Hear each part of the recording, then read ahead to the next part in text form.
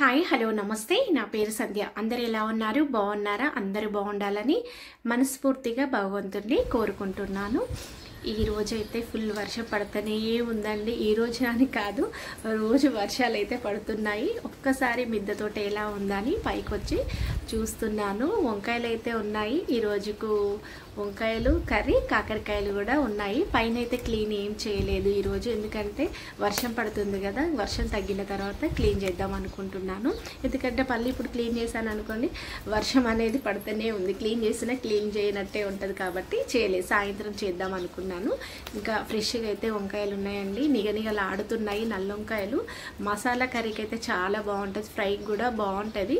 ఇలా మనం తినేటి కొన్ని కూరగాయల చెట్లైనా ఆకుకూరలైనా కొంచెం ప్లేస్ ఉన్నా కూడా సేంద్రియ పద్ధతిలో కూరగాయలు పండించుకొని తినండి. హెల్త్ చాలా బాగుంటుంది. మందు లేని పంట మనం తింటూ పిల్లలకు పెడితే ఎంత బాగుంటుందండి. మనం బయట కిలోలు కొనుకొచ్చుకున్న దానికన్నా మనం ఇలా పండించుకొని ఒక్క 4 కూరగాయలు వెళ్ళినా కూడా మనం ఆ కూర తిన్నాం అనుకోండి, హెల్త్ చాలా బాగుంటుంది. తక్కువ ప్లేస్ ఉన్న వాళ్ళు కూడా కొంచెం ఆకుకూరల నుండి స్టార్ట్ చేయండి. ఇక్కడ చూసారు కదా, వంకాయలు అయితే తెంపుకున్నాను. టమాటా చెట్లు ఇంత ముందుకు పెట్టినాయి, ఇప్పుడు కాయలు కూడా స్టార్ట్ అయినాయి. పూత దశలో ఉంది. ఇప్పుడు పెట్టిన చెట్లు అయితే ఉన్నాయండి. కొన్ని కాకరకాయలు వెళ్తున్నాయి.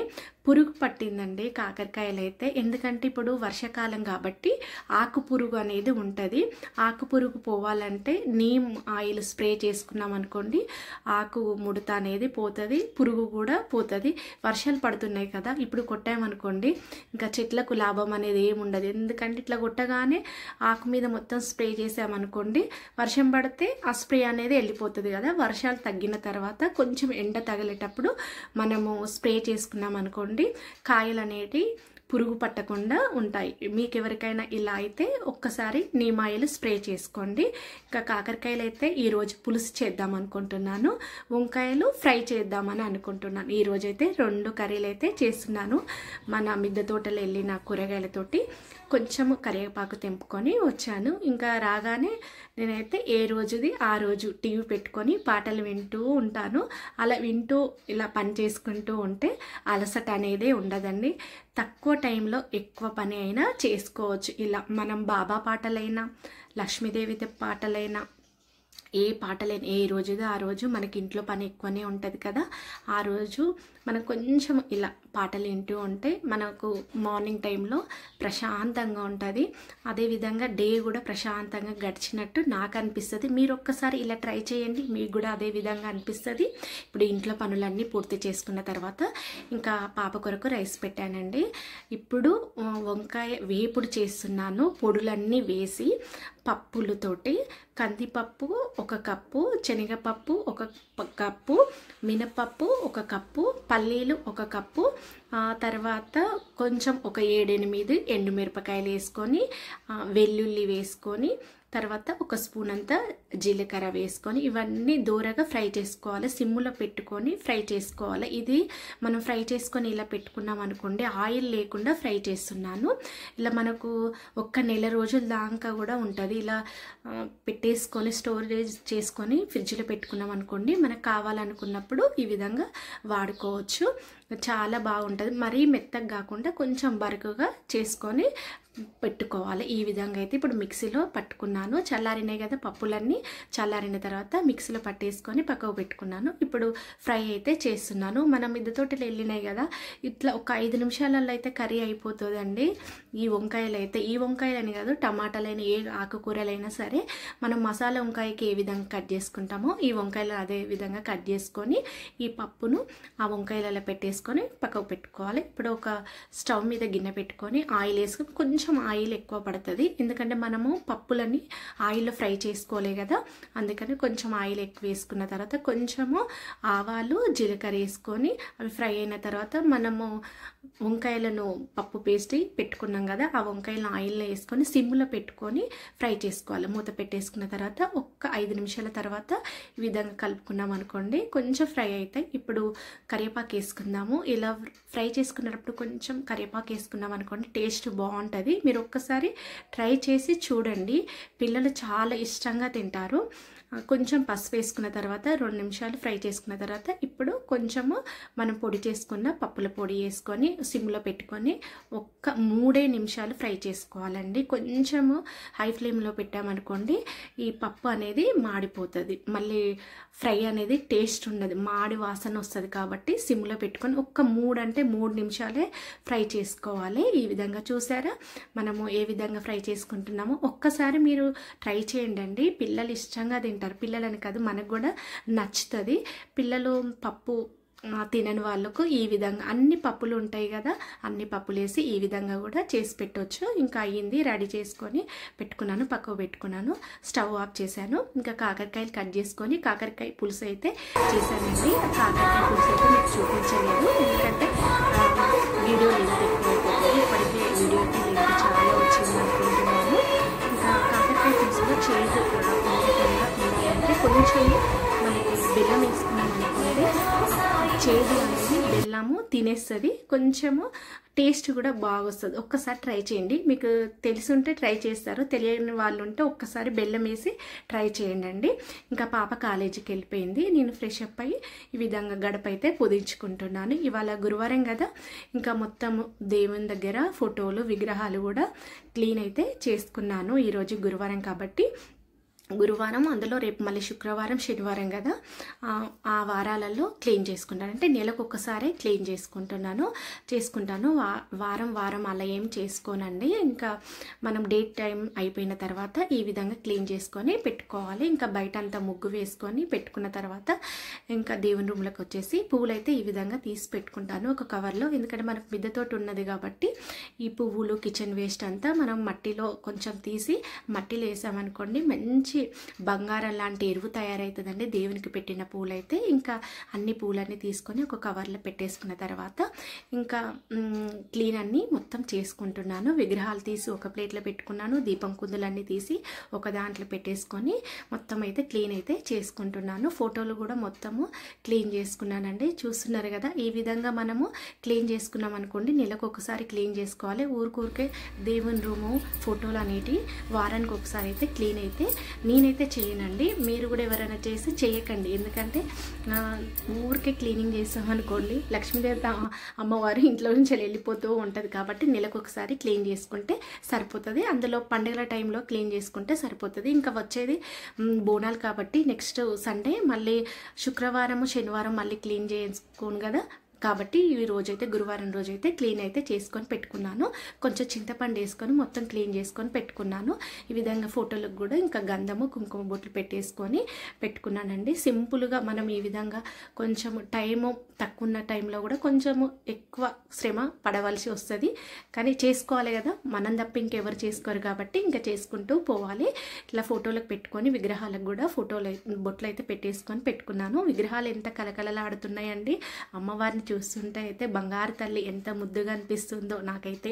మీకు కూడా అలా అనిపిస్తుంటుంది కదా. నాకైతే మా అమ్మవారు అయితే చాలా ఇష్టం అండి. ఇంకా నేను సనత్ నగర్ స్టీల్ ఫ్యాక్టరీకి వెళ్ళాను చెప్పాను కదండి, వీడియో కూడా పోస్ట్ చేశాను కదా. నేను అందులో కొన్ని ఇలాంటి స్టాండ్స్ అయితే తెచ్చుకున్నాను. చిన్న స్టాండ్స్ ఇంత ముందుకు తెచ్చుకున్నాయి, 2 పెద్దవి. అవి మళ్ళీ ఆ మోడల్ నేను వెళ్ళినప్పుడు దొరకలేదు, 2 ఉన్నాయి. ఇప్పుడు వెళ్ళినప్పుడు మళ్ళీ 4 దొరికినాయి. ఊరికి వెళ్ళాం కదా, అటు వెళ్ళినప్పుడు ఏదైనా సామాన్ తెచ్చుకున్నప్పుడు అటు వెళ్తూ ఉంటాను. ఇప్పుడు 4 తెచ్చుకున్నాను. చిన్నవి కూడా ఒక గిన్నెలు అయితే తెచ్చుకున్నానండి. ఇవి చాలా బాగున్నాయి, బాగా నచ్చినాయి. ఇట్లా హైట్ మీద ఉంటాయి. మనం అభిషేకం అలా చేసుకున్నప్పుడు కొంచెం హైట్ ఉన్నాయి. కొంచెం ఇలా మన విగ్రహం నిలబెట్టిన అభిషేకం చేసుకున్నా కూడా పాలు నెయ్యి అవన్నీ అందులో నిలబడతాయి. కాబట్టి ఈ విధంగా అయితే బాగుంటాయి. ఇంకా నేను ఫోటో దగ్గర ఏ అమ్మవారైతే ఆ అమ్మవారిని ఫోటో ముందట ఎదురుగైతే ఈ విధంగా స్టాండ్ పెట్టుకొని విగ్రహాలు అయితే పెట్టేసుకున్నానండి. ఇంకా అన్నపూర్ణ అమ్మవారి దగ్గర బియ్యం పోసుకొని అమ్మవారిని అయితే పెట్టేసుకున్నాను. ఇంకా లక్ష్మీదేవత అమ్మవారి దగ్గర పసుపు కుంకుమ ఈ విధంగా నిండుగా పెట్టేసుకొని పెట్టుకుంటాను. అమ్మ తల్లి నా పసుపు కుంకుమలు నిండు నూరేళ్ళు చల్లగా ఉంచు తల్లి అని ఇంకా అమ్మవారి దగ్గర పెట్టేసుకున్న తర్వాత 2 ఇవి పెట్టేసుకున్నానండి. ఈ గిన్నెలు చూసారా, ఈ గిన్నెలు కూడా తెచ్చుకున్నాను. 1 10 పడ్డాయండి. ఇవి ఇప్పుడు ఇంకా చెప్పాను కదా, వచ్చేది శ్రావణ మాసము బోనాలు కాబట్టి ఇంకా అమ్మవారికి ఈ విధంగా ముందే అయితే నేను ఈ విధంగా ఇంకా సర్ది అయితే పెట్టేసుకున్నాను. ఈ గిన్నెలు కూడా నేను గాజులు, పైసలు, గవ్వలు, గోమతి చక్రాలు ఇవన్నీ వేసుకుందామని ఈ గిన్నెలు అయితే తెచ్చుకున్నానండి. నా దగ్గర వెండి గిన్నెలు ఉన్నాయి, అవి తొందరగా నల్లగైపోతున్నాయి. టైం లేనప్పుడు క్లీన్ చేసుకోవాలంటే కొంచెం ఇబ్బందిగా అనిపిస్తుందని మళ్ళీ ఇలాంటివి నేనైతే తెచ్చుకున్నాను. ఇంకా 4 గిన్నెలకి గంధం బొట్లు పెట్టేసుకొని పెట్టుకున్నాను. ఎందుకంటే అమ్మవారి దగ్గర పెట్టుకుంటున్నాం కాబట్టి ఏ దేనికైనా బొట్టు పెట్టేసుకొని ఫోటో దగ్గర అయినా విగ్రహాల దగ్గర అయితే ఈ విధంగా పెట్టేసుకోవాలండి. నాకైతే 4 అయితే సరిపోయినాయి. ఇంకా ఒక్కొక్క దాంట్లో ఒక్కొక్కటి అయితే అమ్మవారికి ఇష్టమైన ప్రీతికరమైన ఇవైతే అన్నీ వేసుకొని పెట్టుకున్నానండి. పెట్టుకొని ఇక్కడ అమ్మవారి విగ్రహం చుట్టూ అయితే ఈ విధంగా పెట్టేసుకున్నాను. మనం అభిషేకము చేసుకోవాలనుకున్నప్పుడు ఇంకా పాలు, పంచదార ఇవితోటి పసుపు కుంకుమతోటి చేసుకుంటాం కదా. అష్టోత్తరం చదువుకుంటూ కావాలనుకుంటే ఇంకా మనము 108 గాజులు ఉంటాయి, గవ్వలు ఉంటాయండి, అవి సపరేట్గా ఒక దాంట్లో వేసుకొని పెట్టుకుంటాను. అష్టోత్తరం చదువుకుంటూ అవి మళ్ళీ వేసుకుంటూ చదువుకుంటాను. ఇవి అమ్మవారి దగ్గర పెట్టుకునేటివి కాబట్టి ఇవి ఈ విధంగా పెట్టుకుంటున్నాను. ఇంకా పసుపు కొమ్ములు కూడా 5 పసుపు కొమ్ములు కూడా పెట్టేసుకొని ఈ విధంగా పెట్టేసుకున్నాను. ఇంకా మొత్తం అయితే ఈ విధంగా సర్దేసుకున్నానండి. కొంచెం ముందు లేసామనుకో ఈ పనులన్నీ అయిపోతూ ఉంటాయి. ఇప్పుడు ఇంకా పూలతోటైతే అలంకరణ చేస్తున్నాను. ఎంత నిండుగా అనిపిస్తుంది చూస్తున్నారు కదా అండి. ఇంకా నెలంతా పూజలు నెల కాబట్టి ఈ విధంగా సర్ది పెట్టేసుకుంటే ఇంకా మనకు శ్రావణ మాసంలో ఇంకా పూజ మళ్ళీ నెలకి మనం అమావాస్య అయిపోయిన తర్వాత మళ్ళీ క్లీన్ అనేది చేసుకోవచ్చు. ఇంకా అమ్మవారి ముందట కలశం పెట్టుకుంటాం కాబట్టి రాగి చెంబులో ఈ విధంగా నీళ్ళు పోసుకొని నిండుగా పసుపు, కుంకుమ, అక్షంతలు, కర్పూరము, జవాది పౌడరు వేసుకొని ఆ విధంగా పువ్వు ఒకటి వేసుకొని అమ్మవారి దగ్గర అయితే ఈ విధంగా ముందటైతే పెట్టుకుంటున్నానండి. ఇది మంగళవారము, శుక్రవారం తీయనండి. నేను మిగతా రోజులలో తీసుకొని చెట్టు మొదట వేసుకుంటాను. ఇవ్వండి. ఇంకా పువ్వులు కూడా ఆ విధంగానే వేసుకుంటానని చెప్పాను కదా. ఇంకా దీపం అయితే వెలిగించుకుంటున్నాను. మీకు ఈ వీడియో నచ్చుతుందని అనుకుంటాను. నచ్చితే మాత్రం ఒక్క లైక్ కొట్టడం అయితే మర్చిపోవద్దండి. ఒక్క లైక్ కొట్టారనుకోండి కొంచెం వీడియో నేను పెట్టాను అన్నట్టు అనిపిస్తూ ఉంటుంది. ఒక లైక్ తోటి నేను కొంచెం ముందుకు వెళ్ళడానికి ఉపయోగపడుతుంది. మీ లైక్ అనేది చూసి అలా వెళ్ళకండి అండి, ఒక లైక్ కొట్టి వెళ్ళండి. ఓకేనా? వీడియో తప్పనిసరిగా నచ్చుతుందని అనుకుంటున్నాను. నేనైతే ఈ విధంగా పూజ చేసుకుంటున్నాను. మీరు కూడా ఏదన్నా నా పూజ నచ్చి మీరు కూడా ఇలా ఫాలో అయితే చేసుకోండి. మనసుకు ప్రశాంతంగా అనిపిస్తుంది ఈ విధంగా పూజ చేసుకుంటే. నేను గురువారము, మంగళవారము, శుక్రవారము, శనివారం మిగతా వారాలలో కూడా పూజ చేసుకుంటాను. ఈ వారంలో 4 రోజులు నాకు స్పెషల్ అన్నమాట. ఇంకా సోమవారము, బుధవారము అన్ని వారాలలో నిత్యం పూజ అయితే చేసుకుంటాను, దీపారాధన చేసుకుంటాను. ఈ వారంలో 4 రోజులు కొంచెం స్పెషల్ అన్నమాట. ఇంకా ఈ రోజైతే ప్రసాదం ఏం చేయలేదండి. బాదం పప్పును కిస్మిసులు బాబాకైతే పెట్టుకున్నాను. దీపారాధన చేసుకున్న తర్వాత దీపం ముందట మనము కొంచెం పువ్వు వేసుకొని పసుపు, కుంకుమ, అక్షంతలు వేసుకోవాలి. దీపం పరబ్రహ్మ స్వరూపం అంటారు కాబట్టి దీపం మనం వెలిగించుకున్న తర్వాత ఇది చేసుకోవాలి. ఇంకా బాబాకి ప్రసాదం పెట్టుకొని అష్టోత్తరం చదువుకుంటూ ఈ విధంగా గులాబీ పూలతోటైతే అష్టోత్తరం చదువుకున్నానండి. మొత్తం అయితే చూపించలేదు, ఎందుకంటే లెంత్ ఎక్కువైపోతూ ఉంటుంది కాబట్టి చూపించడం అయితే జరగలేదు. ఈ విధంగా పూజ అయితే ఈ విధంగా చేసుకుంటున్నాను.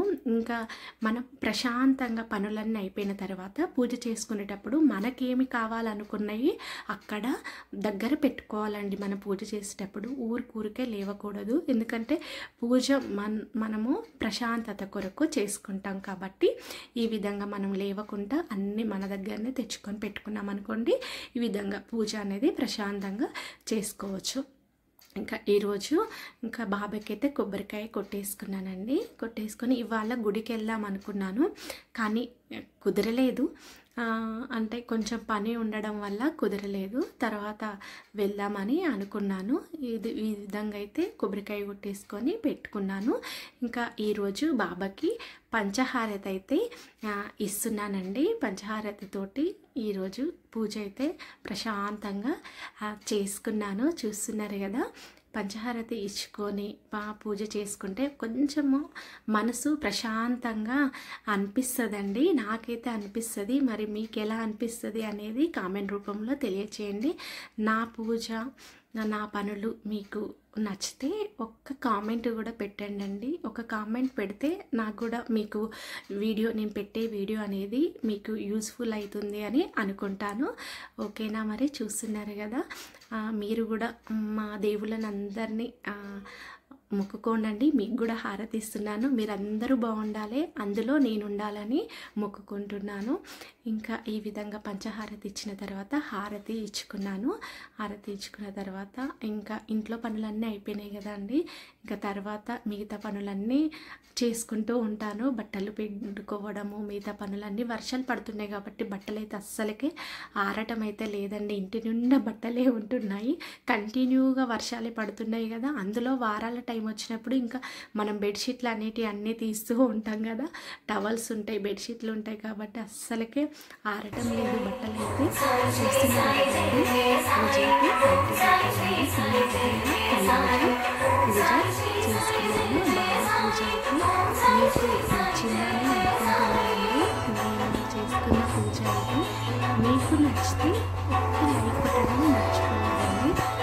నా వీడియో ఫస్ట్ టైం చూస్తూ ఉంటే సబ్స్క్రైబ్ చేసుకోవడం మర్చిపోవద్దు. సబ్స్క్రైబ్ చేసుకుంటే నేను పెట్టే ప్రతి వీడియో మీకు వచ్చేస్తుంది. మీకు కొంచెం యూస్ఫుల్ అవుతుందని అనుకుంటున్నాను. ఎవరైనా కొంతమంది అయినా నేను చేసినట్టు నేర్చుకుంటారు కదండి. వీడియో అయితే పెట్టడం అయితే జరుగుతుందండి. చూస్తున్నారు కదా, ఈరోజు ఈ విధంగా